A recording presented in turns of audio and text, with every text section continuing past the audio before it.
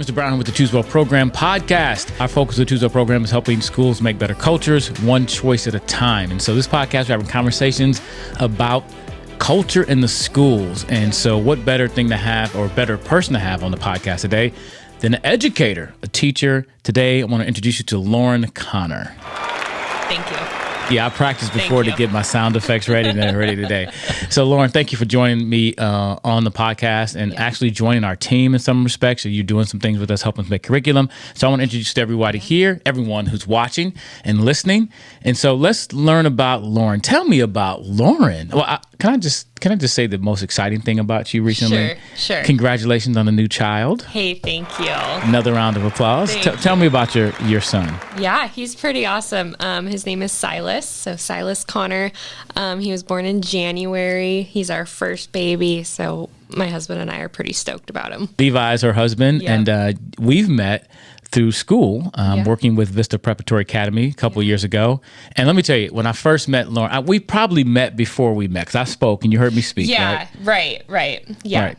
So, but we were working on a video for the school, was it? Yeah, I was running the leadership program at the time with another teacher, and my principal had asked me to come in and do some work with you, and so... Yeah, and I remember the first time I got there, you came into the room and you were you were going to do a voiceover. Yes. For something. Yeah. And I told you what it was, and then I went to talk to Rob, walked out the room to talk to Rob, I came back, you had this whole script written out. Yes. Verbatim, what you were going to say in less than 5 minutes. Right. And I was impressed, wow. I was like, that's okay, go for it. And we turned the camera on and you got it done. And I was like, that was impressive. And so then we started working together on some other videos for your school. Yeah. And it was a lot of fun. It was a really fun experience. Yeah. You became the video editor. What was your role there? What was the role that you took? You were a student advisor. I was the leadership advisor, but it was during all of the COVID mess that was going on. And so it just kind of turned into me making weekly videos for announcements. And I had a lot of help from you on that. You were in front of the camera, behind the camera. You were doing...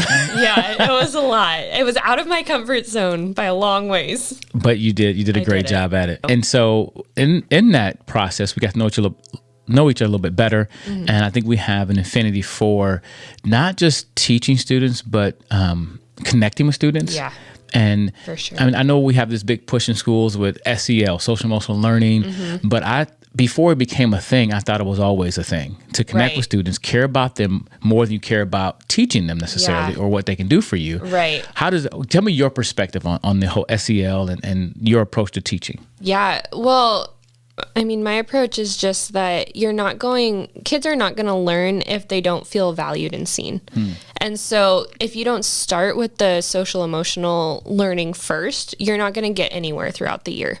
And so it's the building block, really. When you went to school, when you went to school to be a teacher, did they equip you for that part of it?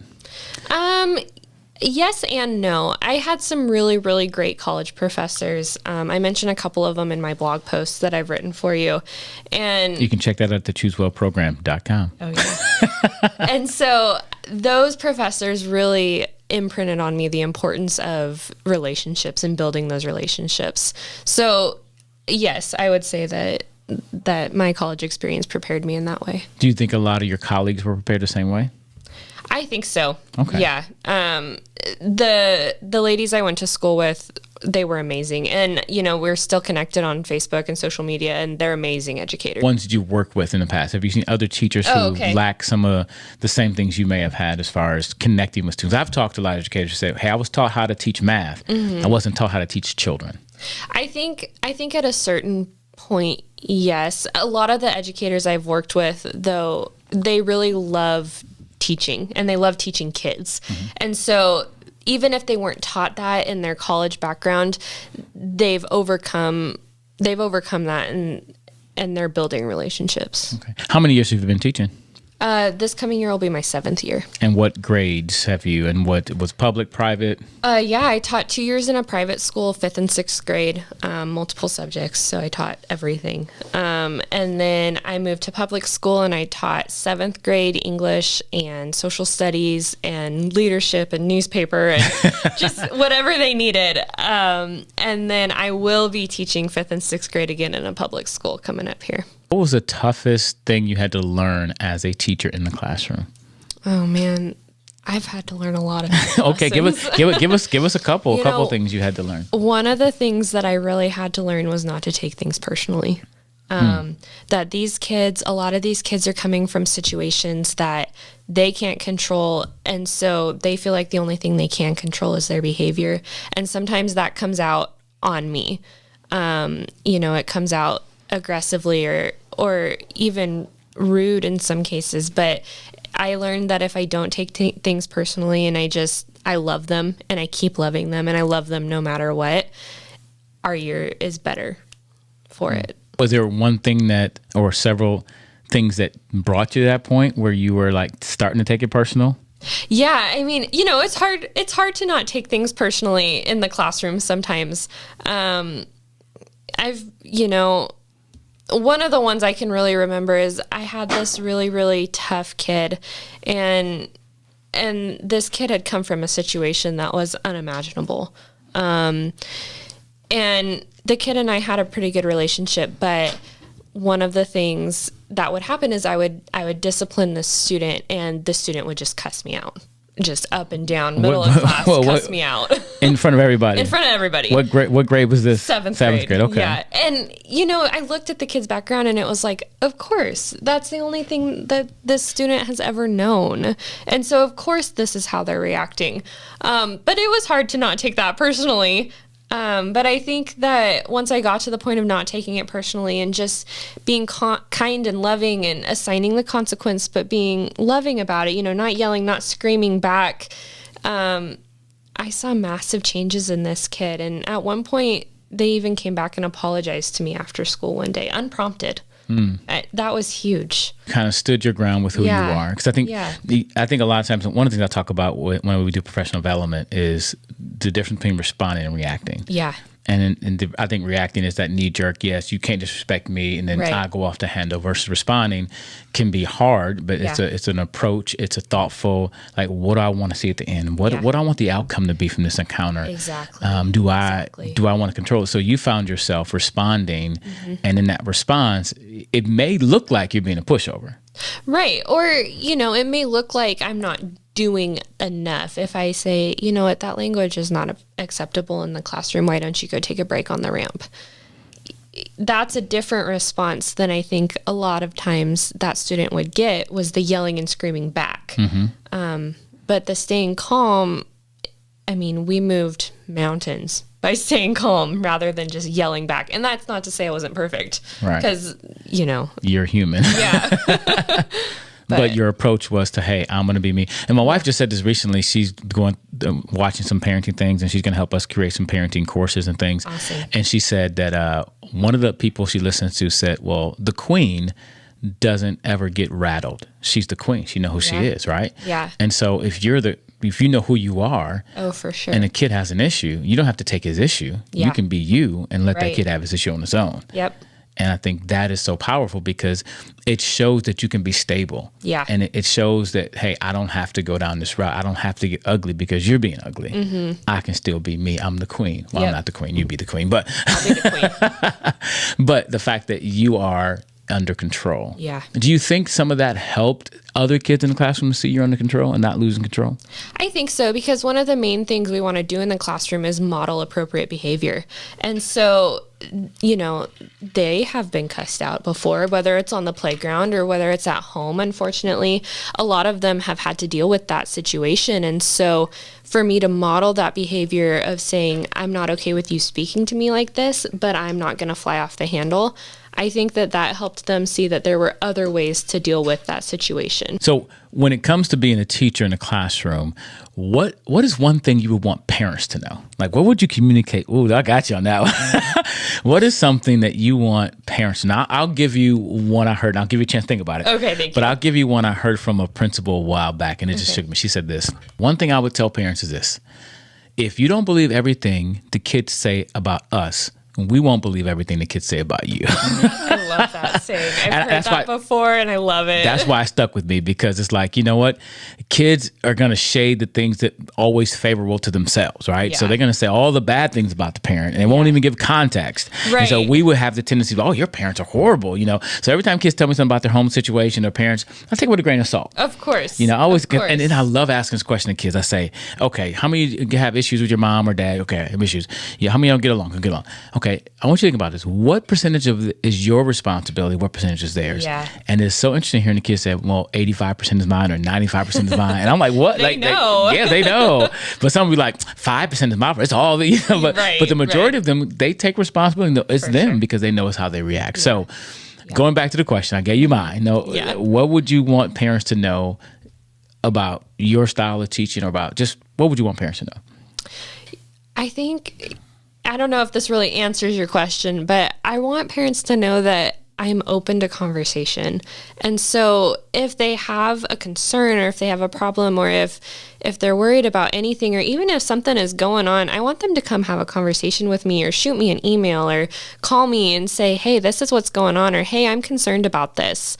That to me is really helpful, because then we have somewhere to start.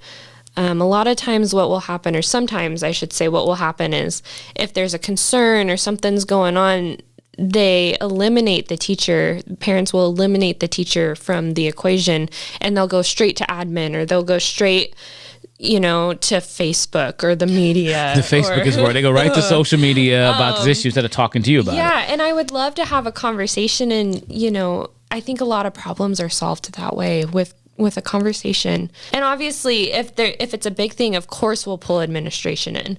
I'm happy to do that. But I would love to have a conversation with the parents. And you have an open door policy. Yeah, basically. Okay. of course. Yeah. What would you want kids to know from you as a teacher? Your future students who are coming to your classroom. Students, yeah. Same thing. Have a conversation with me. Let's talk. Let's figure our problems out before they turn into big problems. Or if you're not understanding something, let's talk about it. That way we can move forward. Administration? Same thing. I've been so blessed to have really, really good administration. What does that look like to you? What does a good administrator look like, or administration team look like to you? We had an administrative team at Vista, and they were fantastic. They would listen to our problems. If I had an issue in the classroom, or if I had an issue in general, I could go to their office and just be like, hey, I need help with this. And they were always willing to help. And if they couldn't help, they would tell me what to do to make it so that they could help. And so if I was like, hey, I really need help with this student, for example, they would say, okay, document, and then this is what we can do. Or if I needed help with a parent, they would say, hey, invite us to the meeting. We're happy to show up. And I was always blessed by their support. And their willingness to have conversations. Well, I'm grateful you're joining our team and helping us create content to help schools have better cultures, because I think the culture is combined or composed of the educators. When I say educators, I mean everyone, not just the teachers. I mean, I think the librarian to the lunch crew to the bus driver all play an important role in shaping the culture of the school. Absolutely. And that means the students and also the parents as well. Yeah. So last group, what would you say to other educators? Because you've created some some blogs. We're going to be on the podcast. We're creating curriculum for teachers. What would you say to teachers about, what advice would you give a teacher? Not that you're like the, Yeah, no. But just what would you... I have so much to learn still. But I think be willing to listen to your students and be willing to learn their stories. Because when you can learn their stories, you're going to get a lot farther with them than if you just try to sit them down and teach them. So be willing to hear their stories, because they're people too. Oh, that's another podcast topic right there. It is. That is powerful because I found that out. That just working, like I was at a school recently, and it was just a short classroom visit after my assembly. And it was the first time I've been to that school in years. So these kids had never met me before. Right. And my daughter happened to be there with me. And walk in the classroom, what's going on? And they had some bullying going on. And I just asked them, hey, who's been bullying? Who's been the bullies? And these kids raised their hands and honestly said, I've been the one who's been doing it. I said, why? And we had open conversation. Yeah. And they began to tell why. And so I said, what we don't understand, everybody's got a story. Everybody's going through something. I said, anybody want to share their story? What's going on? And these kids start sharing their stories. Yeah, it's powerful. The kids who were the biggest two bullies, so the girl and the boy, and everybody, everybody acknowledged it. Sure. When they shared their stories, there were huge tears from them. Yeah. And they do have a story. And once you start to peel back the layers of that onion and you start to understand who they are, it starts to put things together. For sure. And for me, I think for the whole classroom, it's good for the teacher to know their story, but within a safe space, let other kids know their story because you create empathy for each other in the classroom and understanding, and now we can move forward together. Yeah. One of the activities we do in my classroom every year it's called a My Story activity. And I give them the opportunity to share if they want to. I never make them share with this activity because it can be so personal. But I give them the opportunity to share. And a lot of kids do share their stories. And it's such a good team building exercise for the classroom. Hey, thanks for joining me. I'm looking forward to some more podcasts in the future. Absolutely. When you make a better choice, live a better life. So choose well. Oh, yeah. Oh, yeah.